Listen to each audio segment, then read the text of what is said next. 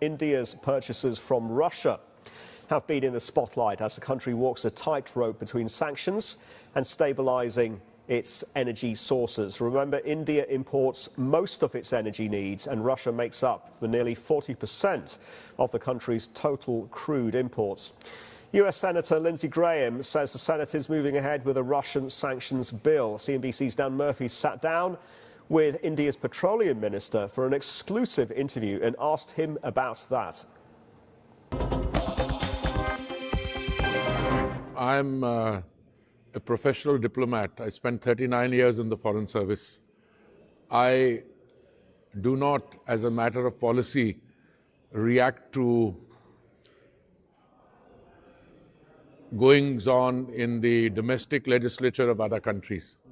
To the extent that anybody has to react to it, I think my foreign minister has already spoken to the senator, and I don't think I need to comment any further. So what is your expectation with regards to what happens next, though? Because India imports 40% of Russian crude supply. Well, let me tell you something. We're a 7,000-year-old civilization. We're a 75-year-old country.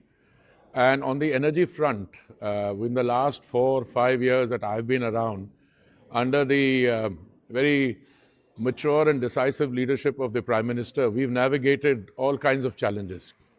We used to buy energy from 27 countries in the world. Today, we are buying energy from 40 countries in the world. There was a time when the developments that you are referring to, we are talking about February 2022. A lot of the world, I went to Davos and I was told,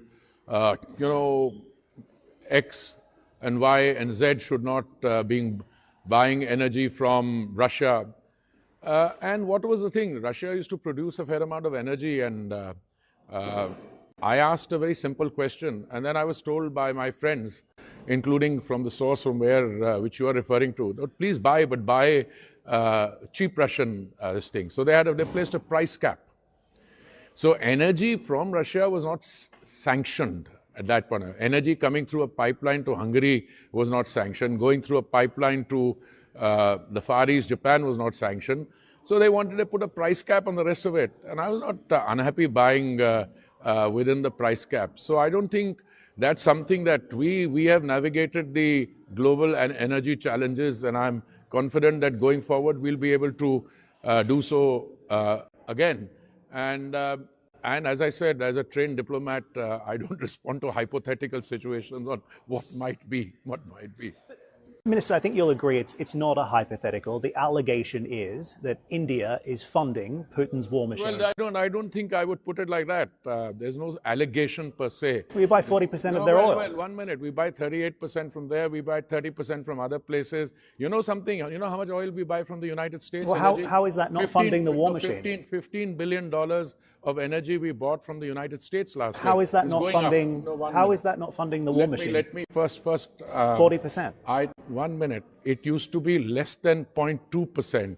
And we are, as I said, we will buy from wherever we can. Our commitment is to the Indian consumer. And if there is an international agreement at any point of time that a particular kind of sale should or should not take place, so far the American position was and has been that you should buy Russian oil within a price cap. And we've been buying within a price cap. So beyond that, I don't think we need to go, because that is a situation. By the way, if people or countries had stopped buying at that stage, the price of oil would have gone up to $130 a barrel.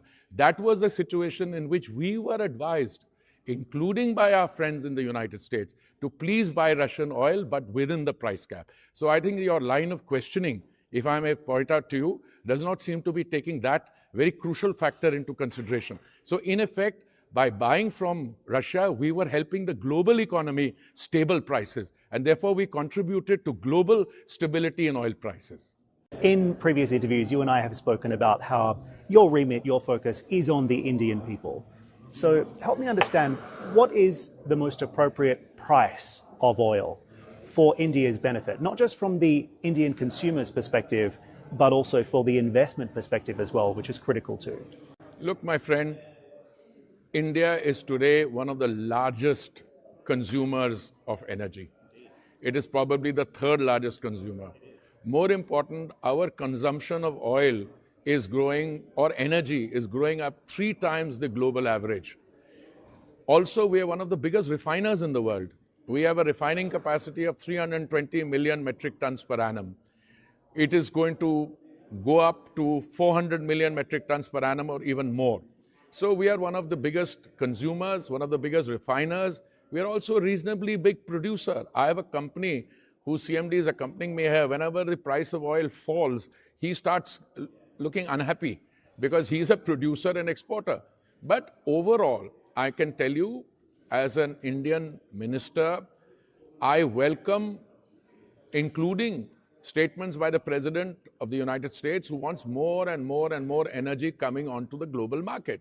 We are happy with that because we think when global energy is available in abundant supply, it stops inflation, it controls inflation, and for countries like India, which are facing the trilemma of availability, we have never allowed any shortages to come in. Affordability, we have one of the lowest energy prices in the world. Plus, we take that energy to the economically weaker sections of our society. We provide clean cooking gas to our citizens, something like 100 million people at something like 8 cents in a day. And to those who are not beneficiaries of the scheme for about 15 cents a day. So for us, global oil prices at the current levels, look, I'm not an oil trader. So what would be a good price? Because this is a game in which what is a good price for me may not be a good price for you. Now, since you come from the United States, somebody telling me this morning, if oil prices go anything below, let's say, the current levels, you will have a situation in which shale doesn't remain viable. That's not for me to judge.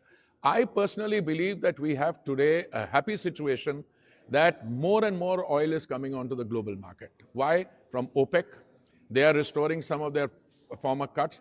From the Western Hemisphere, from the United States, you were producing 13 million barrels a day. You're adding another 1.6 million barrels of oil to the 13 million you're producing. I'll give you an example of a country like Brazil. It used to produce 3 million barrels a day. They're adding another 140,000. I didn't even mention Guyana. I didn't mention Canada. I mentioned others. So what would be a good price? I'm sorry to give you a long-winded answer. There is no such thing as a good price. I would like to see energy markets, including of crude oil and gas. Gas, there's enough coming on the market. Gas, I think prices will come down. But I think prices have to be stable and predictable so that it is worth the while of the global consumer, as also not undermining the investment in the sector. Because much as I'm wedded to energy transition, I think transition by definition means you have to survive from the present to the point of transition.